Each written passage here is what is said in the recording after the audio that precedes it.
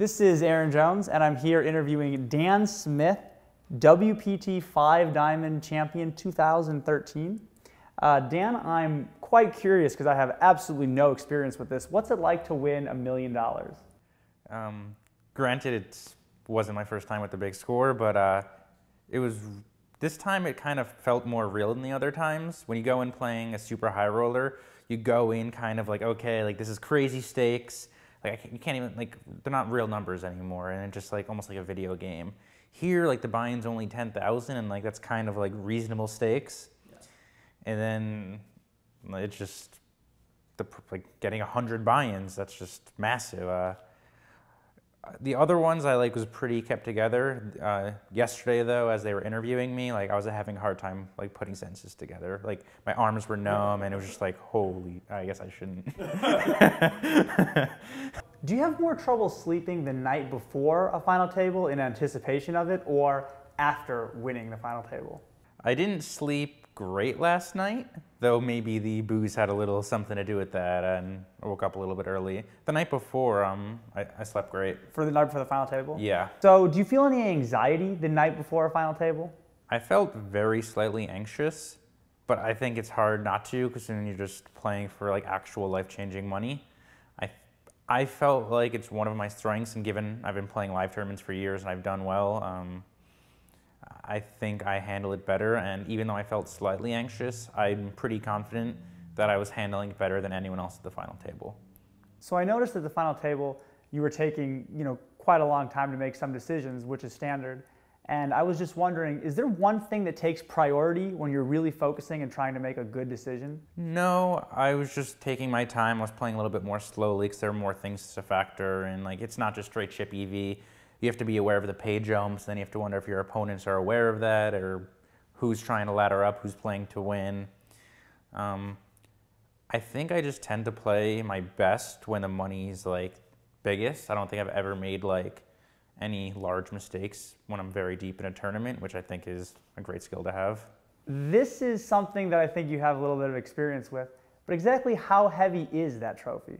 I would guess maybe like 80 pounds. And do you have a trophy case? I do have a trophy case. It's right next to like the alcohol case. The trophy they gave to you is just some like maybe it's like this big, but like they give you a cup that you just get to hold and they engrave your name on it. That's what's massive. Yeah. I actually don't think I know the answer to this. When is the last time you got second place? That in a live tournament, or does online count as well? I guess online could count as well. Well, I can't think of any examples of online either. Years ago, I played at the Venetian against Ike, and this was when Ike historically only got second. We ended up doing a save where we instead of playing for 50K, we were playing for 25K, and he ends up beating me. And then for a couple of years, him, Scott Seaver were giving me a hard time, being like, wow, you're the only opponent that Ike is able to beat. You're the streak breaker? Yep. What exactly is the science behind a nub? Well, they're a bit more versatile. You can only do so much with a high five. They're more hygienic. Like sometimes you see a guy coming out of the bathroom and tries to give you a handshake, and you're like, I don't know, you can do a little more movement with your nubs than with your hands. How did you think the overall play was at this final table? People weren't playing back at me as much as I thought. There was a stretch where Gary Benson 3-bet me a handful of times, and I just kept folding. All of my evidence was pointing to the fact that he'd been playing rock tight. With 9 left, he and I were 1-2 in chips, and he was like, I don't want to play any big pots against you. He 3-bet me once and showed down kings, and he's like, I'm happy you folded. So it seemed like, okay, even though I'm raising a silly amount, he's just not punishing me for it. I'd shown down opening 7 deuce on the button, which wasn't fantastic for my image, and I got 3-bet a little bit after that, but I mostly was just folding to most pressure.